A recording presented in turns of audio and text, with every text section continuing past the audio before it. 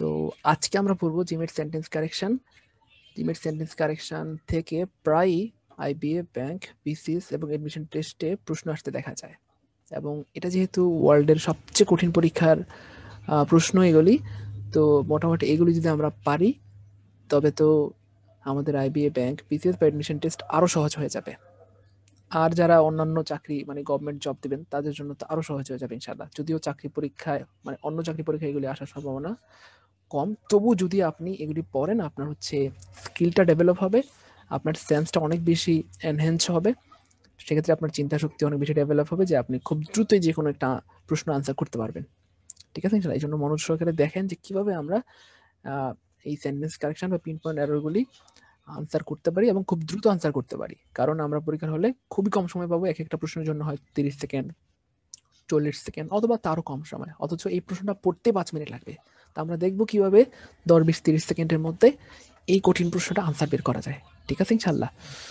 তো first of all what we have to do, প্রথমত আমাদেরকে যে কাজটা করতে হবে, আমরা ট্রাই করব প্রশ্নটা পড়ার শুরু থেকে শেষ পর্যন্ত।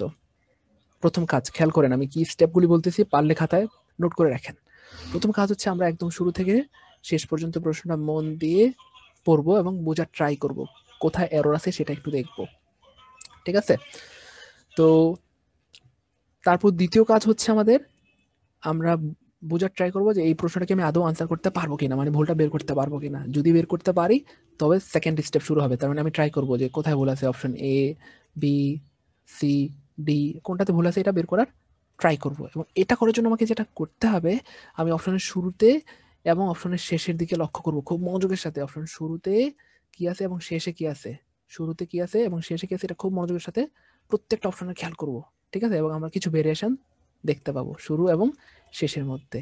এটা ছিল দ্বিতীয় স্টেপ। থার্ড স্টেপে হচ্ছে আমি খুব দ্রুতই এই দুইটা স্টেপ কভার হয়ে গেলে আমি খুব দ্রুতই বুঝে যাবো আসলে কোনটাতে ভুল আছে, সেটা আমার চোখে ধরা পড়ে যাবে ইনশাআল্লাহ।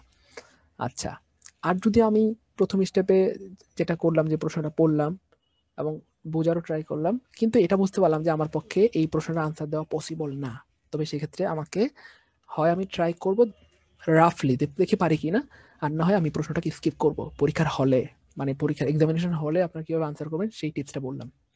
হয় আনসার করবেন, না হয় স্টপ মানে এটাকে স্কিপ করে দিবেন, এই প্রশ্নটা আর আনসারই করবেন না যদি মনে হয় যে পারবেন না। ঠিক আছে ইনশাল্লাহ, আশা করি বুঝতে পেরেছেন। তো আমরা প্রশ্নটা পড়ি, মানে একদম পরীক্ষার হলে যেভাবে সলিউশন করবেন আপনি একদম লাইভ ওই রকম ভাবে আমি সলিউশন করে আপনাদেরকে দেখাচ্ছি ইনশাল্লাহ। তো ধরেন আমি পরীক্ষার হলে বসে আছি, পরীক্ষা দিচ্ছি, প্রশ্নটা আমার সামনে আসলো, তা আমি প্রশ্নটা পেলাম এবং পড়া শুরু করে দিলাম।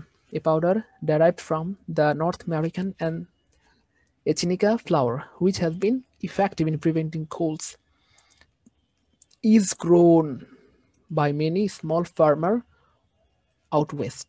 প্রশ্নটা পড়লাম, মোটামুটি বোঝার ট্রাই করলাম, এবং আমি প্রশ্নটা পড়তে গিয়েই আমি ব্যক্তিগতভাবে একটা ভুল আমার চোখে ধরা পড়ে গেল।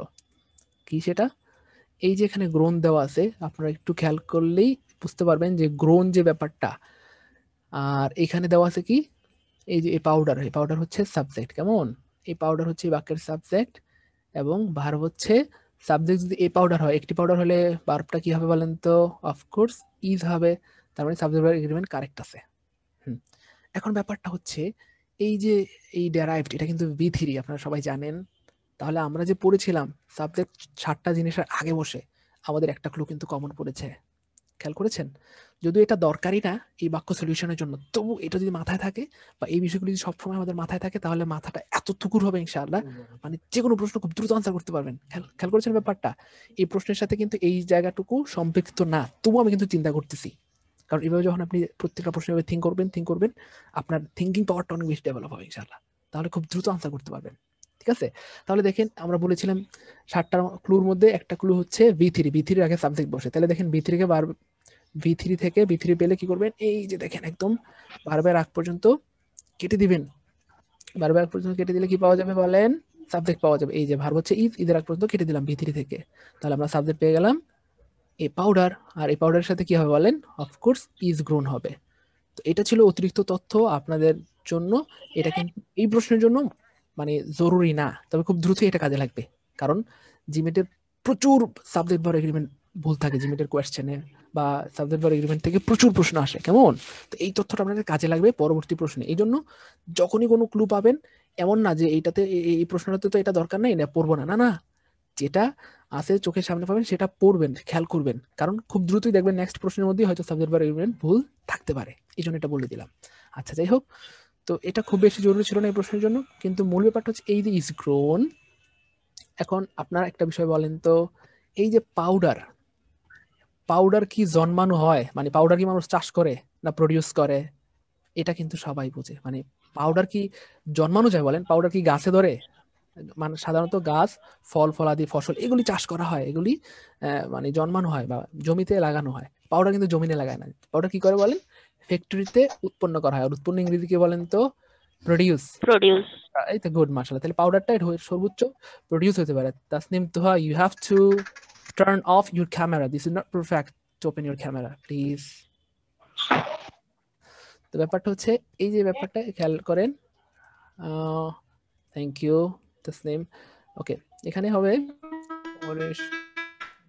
কথা বলা যাবে না প্লিজ, কথা বলা যাবে না একদমই।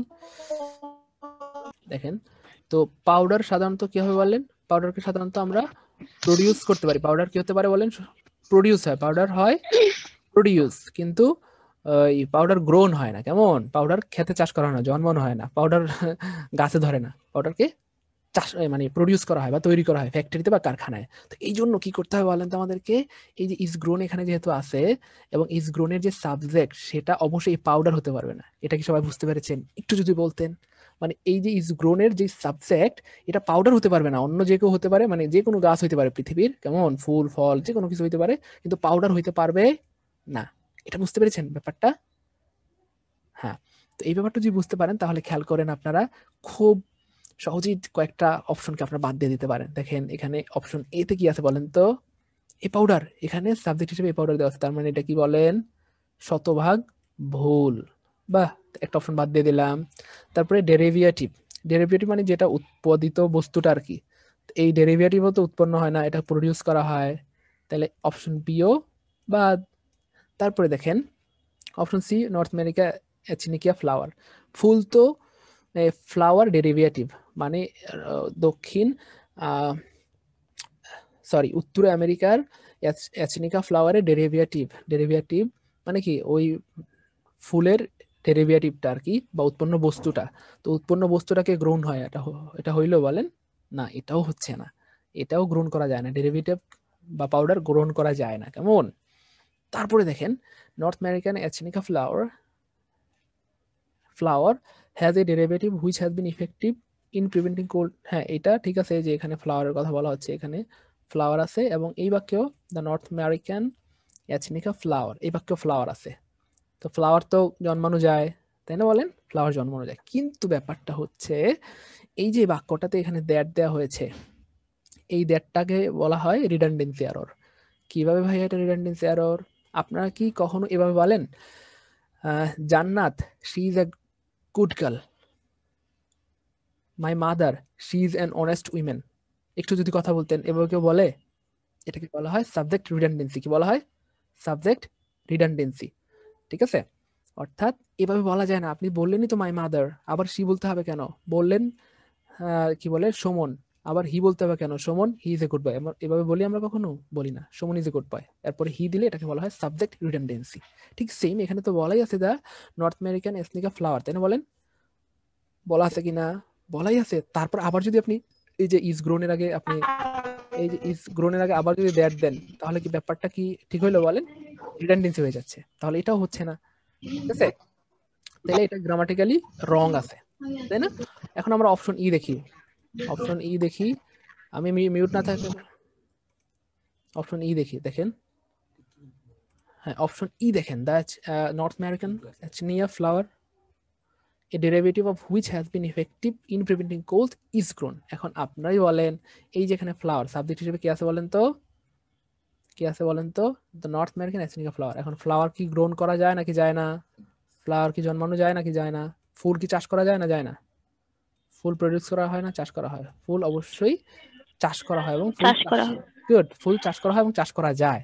তো সর্বসম্মতিক্রমে আমরা দেখতে পাচ্ছি অপশন এ বাদ, বি বাদ, সি বাদ, ডি বাদ, এবং option is the correct answer. Option is the correct answer. সবাই কি বুঝতে পেরেছেন ব্যাপারটা? একদম ইজি